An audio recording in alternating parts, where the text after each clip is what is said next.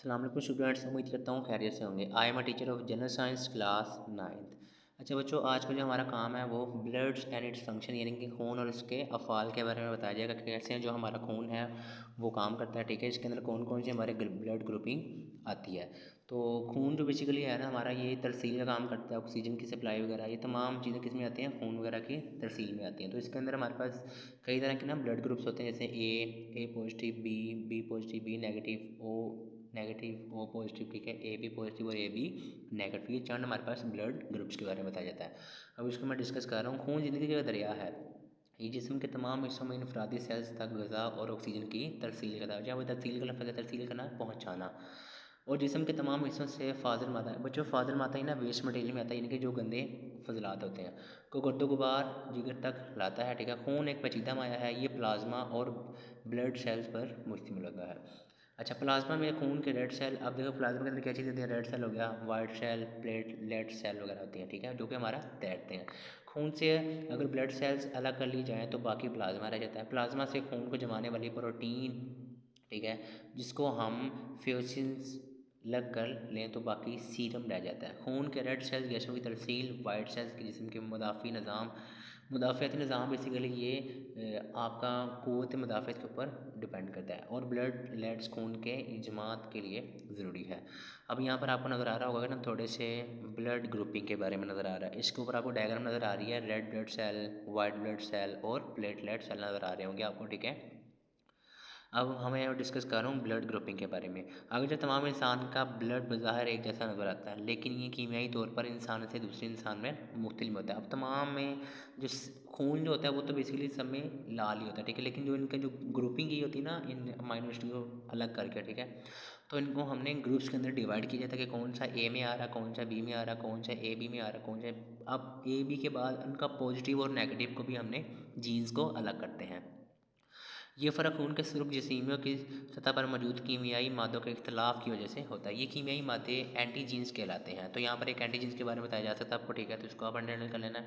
अब एंटीजीन्स और एंटीबॉडीज़ की बुनियाद इंसानी खून ए बी और ओ ग्रुप में तकसीम किया जा सकता है। इसको खून का ए बी ओ सिस्टम भी कहा जाता है।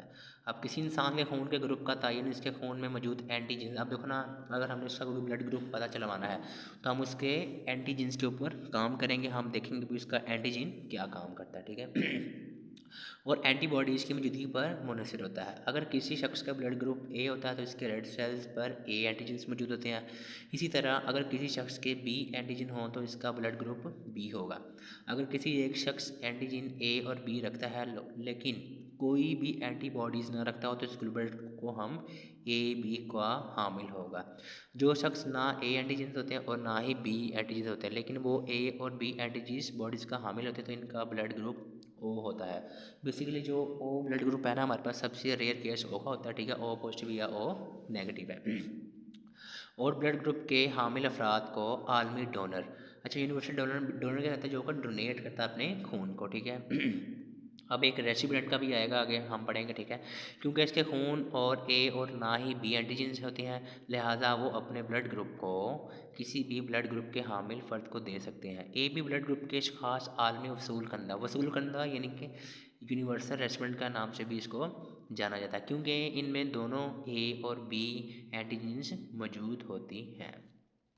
अच्छा बच्चों, अब यहाँ पर आपको ना एक टेबल नज़र आ रहा होगा कि इसके अंदर आपको बताया गया कि ना कैसे ब्लड ग्रुपिंग की गई है। A B, B A B, A B, A B, ये तमाम ग्रुपिंग के अंदर आपको बताया जा चुका। आपको ये टेबल भी एक नज़र आ रहा होगा।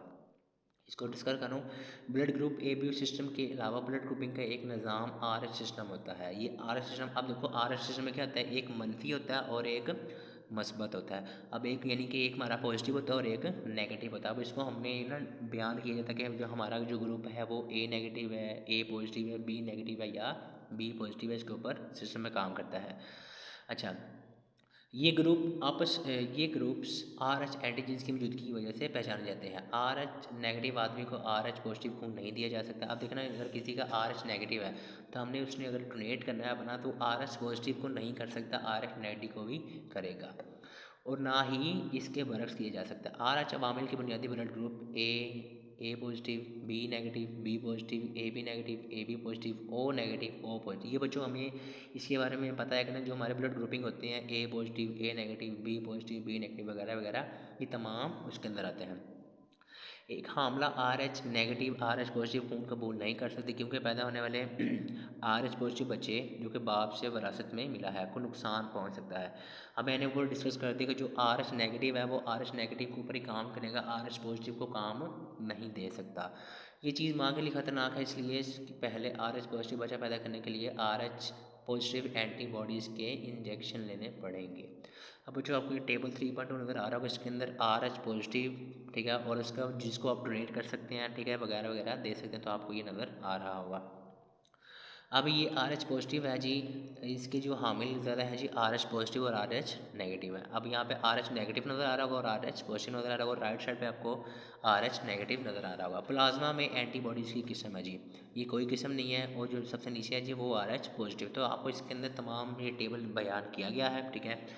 तो आज का जो हमारा काम क्या था, ब्लड ग्रुपिंग के ऊपर था, ठीक है, और उसकी तरसील के बारे में और ब्लड ग्रुप कौन कौन से होते हैं ये हमने डिस्कस किए हैं, ठीक है।